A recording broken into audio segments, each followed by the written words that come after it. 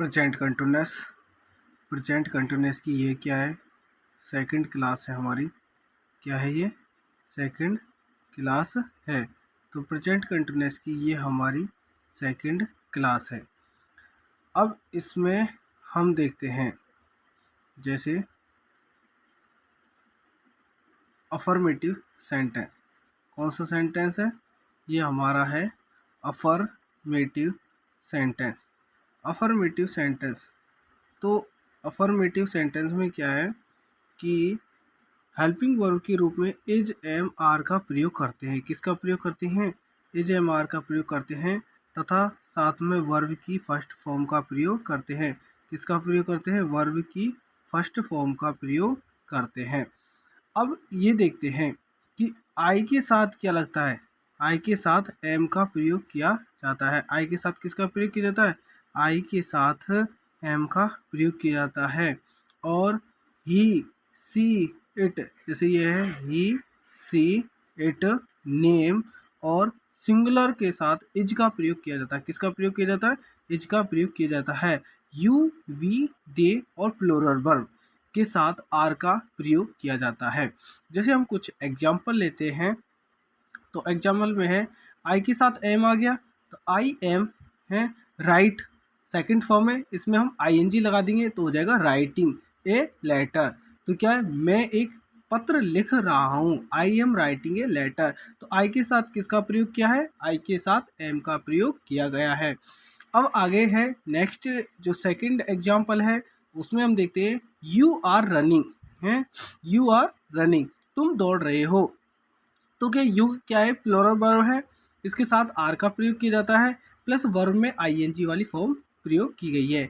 जैसे हमने ऊपर बताया है ही सी इट, नहीं तो आगे बताएंगे हम, he she it name singular verb के साथ क्या इज का प्रयोग किया जाता है।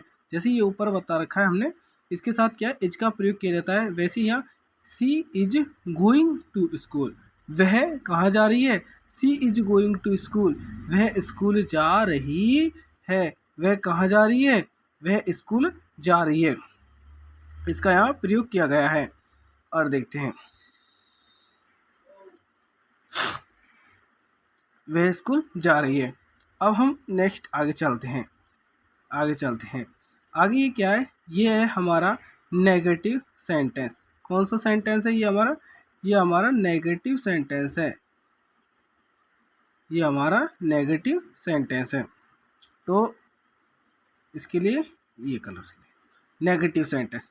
तो नेगेटिव सेंटेंस में हम क्या करते हैं, ये हेल्पिंग वर्ब है।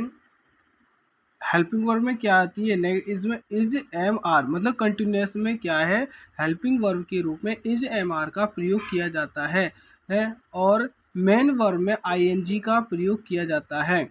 ये नेगेटिव सेंटेंस का क्या है, सूत्र है। कैसे, जैसे ये सब्जेक्ट, फिर इज एम आर, प्लस में नॉट, प्लस वर्ब में आईएनजी, फिर ईटीसी, मतलब ऑब्जेक्ट के बाद ईटीसी इत्यादि जो भी कुछ है उसको हम आगे लिख सकते हैं। जैसे हम एक एग्जाम्पल लेते हैं, तो एक एग्जाम्पल लेते हैं तो उसमें देखते हैं जैसे आई एम नॉट प्लेइंग, तो ये नेगेटिव वाक्य है, तो इसमें क्या है, ये नॉट आ गया, क्या आ गया, ये नॉट आ गया।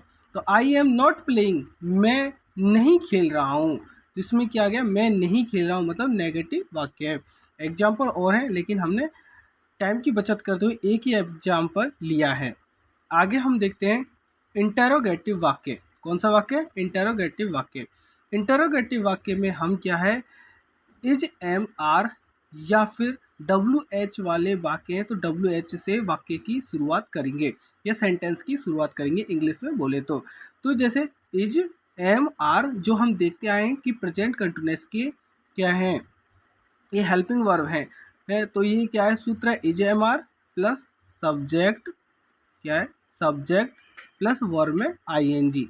तो आई के साथ क्या है, am, he she it name, और सिंगुलर वर्ब के साथ क्या है, इज का प्रयोग किया जाता है, जैसे हमने आपको पहले बताया है। तो यू वी दे और प्लूरल वर्ब के साथ आर का प्रयोग किया जाता है। तो यहाँ है I am writing a letter, तो ये क्या है, अफर्मेटिव सेंटेंस का वाक्य है जो हमने आगे देख रखा है। यू आर रनिंग और सी इज गोइंग, ये क्या है, दोबारा आ गए हैं। अब हम आगे चलते हैं। जैसे WH वाले वाक्य, कौन से वाक्य, WH वाले वाक्य। WH वाले वाक्य WH से शुरू होते हैं, जैसे WH फिर हेल्पिंग वर्ब और पीछे S। जैसे व्हाट एम आई प्लेइंग है, तो इसमें क्या है, what am I playing, what am I playing. तो इसमें हम क्या करते हैं, जैसे ये कलर, तो इसमें हम देखते हैं कि इसमें क्वेश्चन पूछा गया है, तो हम क्वेश्चन मार्क का प्रयोग इसमें जरूर लगाएंगे। अगर क्वेश्चन मार्क नहीं लगाया तो यह सेंटेंस गलत हो जाएगा। एग्जाम की दृष्टि से मतलब क्वेश्चन मार्क चेक करना बहुत ही ज़रूरी होता है। तो नॉट, इसमें क्या है, नॉट है। नॉट यूज मतलब कुछ वाक्य ऐसे हैं जिसमें हम not use is am are, मतलब हम इसमें इज एम आर का प्रयोग नहीं कर सकते, और साथ ही ना ही वर्ब में आईएनजी लगा सकते हैं। वो क्या है, सिंपल प्रेजेंट में ही प्रयोग किए जाते हैं।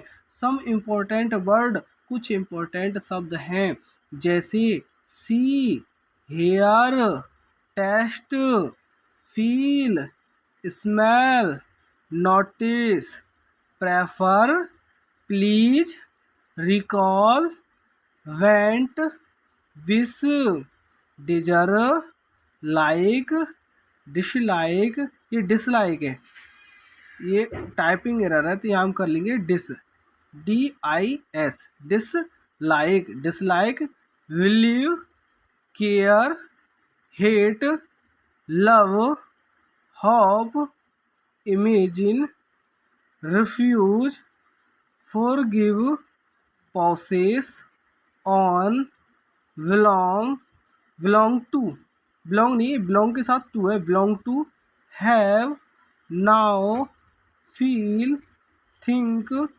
Suppose, remember, forget, recollect, mind, recall, understand, mean और रियलाइज।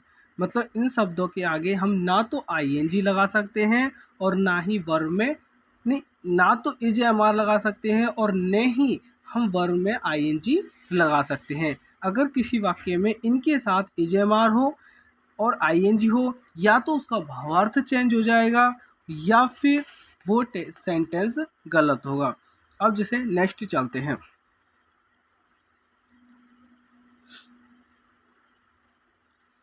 नॉट, अब ये क्या है, वो सेम है, ये हम देखते हैं एग्जाम्पल। क्या है कि ये हमने देख लिए, ये सारे वर्ड हमने देख लिए, ये मोस्ट इम्पॉर्टेंट है, इनको हमें याद कर लेना चाहिए, जो एग्जाम में बहुत ही इम्पोर्टेंट मतलब मोस्ट होते हैं। अब है एक्सरसाइज मतलब example. She believes in God, तो she is believing in God क्या होता है, गलत हो जाएगा। सही क्या है, she believes in God. I hate you, I hate you सही है, या आई एम हेटिंग यू क्या होगा, गलत हो जाएगा। आई एम हेटिंग यू क्या हो जाएगा, गलत हो जाएगा। तो चैनल को लाइक करें, शेयर करें और सब्सक्राइब करें।